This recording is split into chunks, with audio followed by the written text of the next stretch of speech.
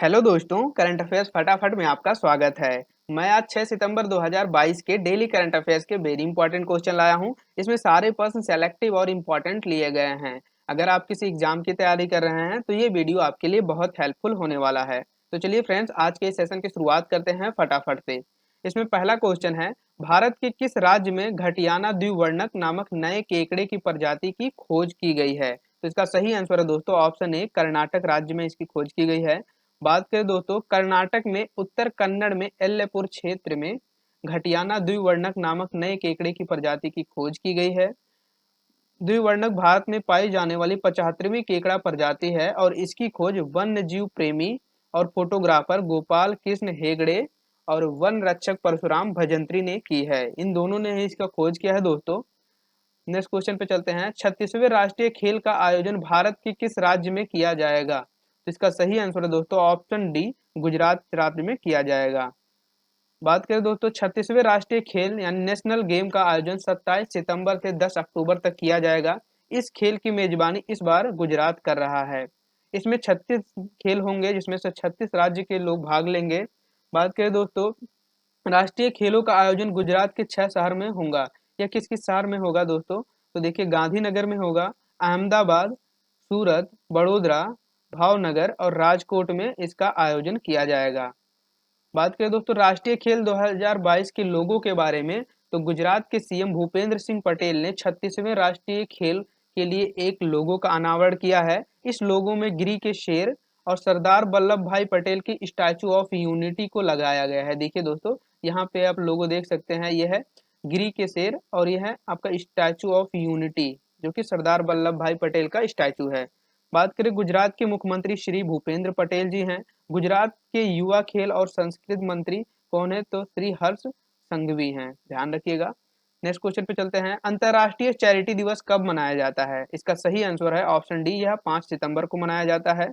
बात करें दोस्तों अंतर्राष्ट्रीय चैरिटी दिवस के बारे में, तो अंतर्राष्ट्रीय चैरिटी दिवस प्रतिवर्ष 5 सितंबर को दुनिया भर के देशों द्वारा मनाया जाता है। इसके उद्देश्य की बात करें तो इस देश का उद्देश्य सामाजिक बंधन को सुगम बनाना और इसके महत्व को बताना है। वर्ष 2012 में संयुक्त राष्ट्र ने मदर टेरेसा की पुण्यतिथि पर 5 सितंबर को अंतर्राष्ट्रीय चैरिटी दिवस के रूप में घोषित घोषित की है, ध्यान रखिएगा। नेक्स्ट क्वेश्चन पे चलते हैं, मुशफिकुर रहीम किस देश के क्रिकेटर हैं जिन्होंने T20 से संन्यास लेने की घोषणा की है? तो इसका सही आंसर है दोस्तों, ये बांग्लादेश से हैं, ऑप्शन बी इसका सही आंसर होगा। बात करें दोस्तों, बांग्लादेश क्रिकेट टीम के दिग्गज विकेट कीपर बल्लेबाज मुशफिकुर रहीम ने T20 से अंतरराष्ट्रीय क्रिकेट से संन्यास लेने की घोषणा की है। ये वनडे और टेस्ट क्रिकेट खेलते रहेंगे, ये उन्होंने T20 से संन्यास लिया है।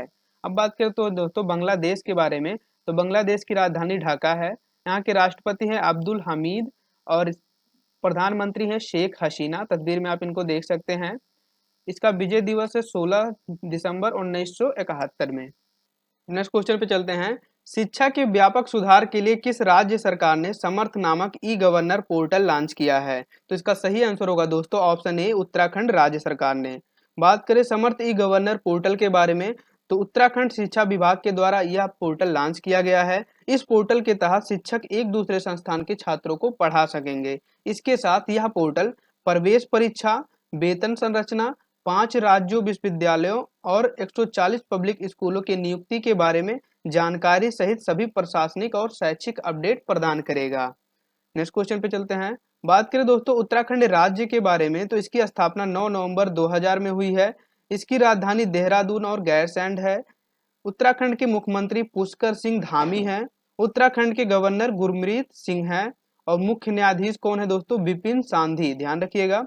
उत्तराखंड की लोकसभा सीट 5 है, राज्यसभा सीट 3 है और विधानसभा सीट 71 है, ये भी ध्यान रखिएगा। बात करें दोस्तों उत्तराखंड के 2 पड़ोसी राज्य कौन कौन से हैं, तो देखिए हिमाचल प्रदेश और उत्तर प्रदेश है। उत्तराखंड के 2 पड़ोसी देश कौन कौन है, तो तिब्बत है और नेपाल है, ध्यान रखिएगा।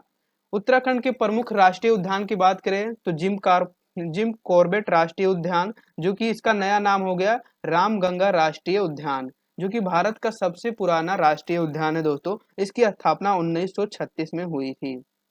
बात करें गोविंद पशु विहार राष्ट्रीय उद्यान है, फूलों की घाटी राष्ट्रीय उद्यान और राजाजी राष्ट्रीय उद्यान गंगोत्री राष्ट्रीय उद्यान, नंदा देवी राष्ट्रीय उद्यान, ये उत्तराखंड के प्रमुख राष्ट्रीय उद्यान हैं। बात करें दोस्तों उत्तराखंड के प्रमुख झील के बारे में, तो नैनीताल झील, रूपकुंड झील, देखिए यह एक रहस्यमयी झील है। इसको एक रहस्यमयी झील कहा जाता है क्योंकि ऐसा माना गया है दोस्तों कि इस झील में जो है आसपास बहुत सारे कंकाल बिखरे हुए मिलते थे, इसलिए इसे कंकाल झील या रहस्यमय झील के नाम से भी जाना जाने लगा है।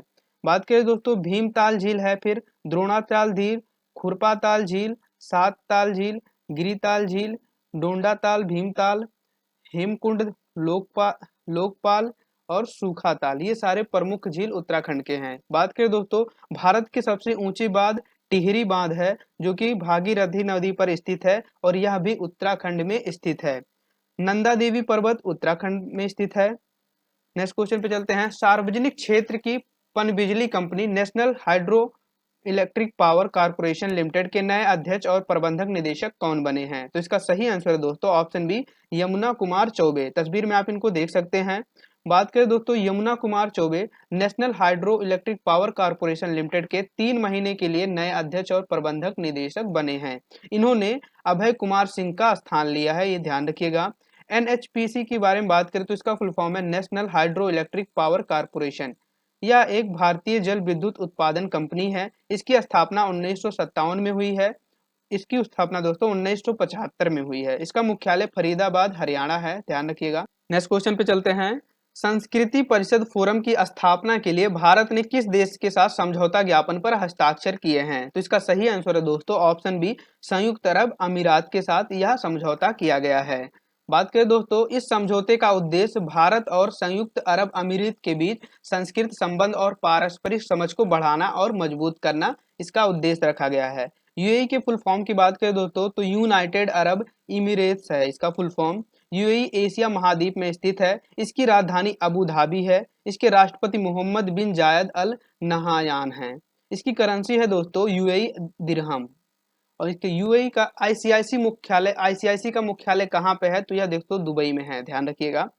बात करें दुनिया की सबसे ऊंची इमारत बुर्ज खलीफा, जिसकी ऊंचाई 829.8 मीटर है, यूएई देश के दुबई शहर में स्थित है। कोयले से बिजली बनाने वाला पहला देश यूएई बना है। यूएई का सर्वोच्च नागरिक सम्मान ऑर्डर ऑफ जायद, देखिए दोस्तों यूएई का सर्वोच्च नागरिक सम्मान जो है ऑर्डर ऑफ जायद है और यह प्रधानमंत्री नरेंद्र मोदी को दिया गया है, ध्यान रखिएगा। नेक्स्ट क्वेश्चन पे चलते हैं। साइरस मिस्त्री कौन थे जिसका हाल ही में निधन हो गया? तो इसका सही आंसर है दोस्तों ऑप्शन ए, व्यवसायी थे, एक बिजनेसमैन थे ये। बात करें दोस्तों टाटा सन्स के पूर्व चेयरमैन साइरस मिस्त्री की एक कार एक्सीडेंट में निधन हो गया है। साइरस मिस्त्री सपूर जी पनोल जी समूह के संस्थापक और चेयरमैन पनोल जी मिस्त्री के छोटे बेटे थे। सपूर जी पनोल जी समूह की टाटा समूह में 18.5% की हिस्सेदारी है। टाटा सन्स की बात करें दोस्तों तो इसकी स्थापना 1867 में हुई है। इसके सीएमडी है नटराज चंद्रशेखर, ध्यान रखिएगा। अब निधन की बात हो रही दोस्तों तो हाल ही में हुए निधन के बारे में बात कर लेते हैं दोस्तों। अभिजीत सेन जो कि अर्थशास्त्री थे, प्रदीप मुखर्जी जो कि बांग्लादेश फिल्म के अभिनेता थे, सितबे रजी जो कि झारखंड के पूर्व राज्यपाल थे, देखिए अमिताभ चौधरी इनका भी हाल ही में निधन हुआ है, बीसीसीआई के पूर्व सचिव थे। उमा पम्मा राजू जो कि भारतीय अमेरिकी पत्रकार थे। नारायण एक उपन्यासकार थे। अब्दुल गफ्फार नाडियाडवाला ये फिल्म निर्माता थे। राकेश झुंझुनवाला दोस्तों हाल ही में निधन हुआ इनका, ये दिग्गज निवेशक थे, एक इन्वेस्टर थे, ध्यान रखिएगा। अब कुछ इंपॉर्टेंट स्टैटिक जीके क्वेश्चन देख लेते हैं दोस्तों। तो दुनिया का सबसे छोटा युद्ध किन दो देशों के बीच में लड़ा गया था? इसका सही आंसर दोस्तों इंग्लैंड और जिंजीबार के बीच में यह युद्ध लड़ा गया था। जिंजीबार आज तंजानिया का हिस्सा है। इसमें जिंजीबार ने 38 मिनट में आत्मसमर्पण कर लिया था, ध्यान रखिएगा। सोनापानी लघु जलीय विद्युत परियोजना किस राज्य में स्थित है? तो देखिए दोस्तों यह मेघालय में स्थित है। सोनापानी ऐतिहासिक जल विद्युत परियोजना है। इसे 1922 में अंग्रेजों ने पहली बार कमीशन किया था। इसकी उत्पादन क्षमता 1.54 मेगावाट है, ध्यान रखिएगा। नेक्स्ट क्वेश्चन पे चलते हैं।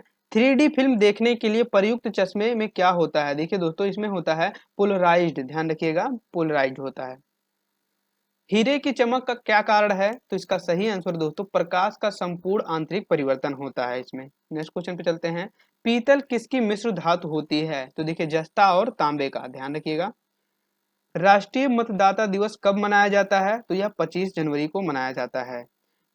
विश्व हिंदी दिवस कब मनाया जाता है? तो यह 14 सितंबर को मनाया जाता है। विश्व हिंदी दिवस 14 सितंबर को मनाया जाता है और विश्व हिंदी सप्ताह जो कि है दोस्तों 14 सितंबर से 20 सितंबर तक मनाया जाता है। ध्यान रखिएगा। नेक्स्ट क्वेश्चन पे चलते हैं। विश्व गौरैया दिवस कब मनाया जाता है? गौरैया एक चिड़िया है दोस्तों। इसका विश्व गौरैया दिवस कब मनाया जाता है? तो यह 20 मार्च को मनाया जाता है। गारो पहाड़ी भारत के किस राज्य में स्थित है? तो देखिए दोस्तों, इसका सही आंसर है मेघालय। गारो पहाड़ी मुख्य रूप से मेघालय में स्थित है। इस क्षेत्र में गारो नामक जनजाति निवास करती है। ध्यान रखिएगा। नेक्स्ट क्वेश्चन पे चलते हैं। उत्तर प्रदेश राज्य के किस जनपद में हड़प्पा कालीन वस्तुएं प्राप्त हुई हैं? तो इसका सही आंसर है दोस्तों आलमगीर, मेरठ में यह प्राप्त हुआ है। दोस्तों आज के डेट में हमने जितने भी महत्वपूर्ण करंट अफेयर्स के क्वेश्चन थे वो भी देखे हैं, साथ में हमने स्टैटिक जी के क्वेश्चन भी देखे हैं। आई होप कि आपको ये वीडियो पसंद आया होगा दोस्तों। और एक चीज आपको बता दें दोस्तों कि इस वीडियो के डिस्क्रिप्शन में आपको एक लिंक मिलेगा दोस्तों, वहां से आप क्यूज टेस्ट लगा सकते हैं, यानी कि करंट अफेयर्स के जितने क्वेश्चन हैं उसको क्यूज के फॉर्म में उसको प्रैक्टिस कर सकते हैं, जिससे आपका अच्छे से तैयार हो जाएगा। तो थैंक यू फॉर वॉचिंग, मिलते हैं नेक्स्ट वीडियो में।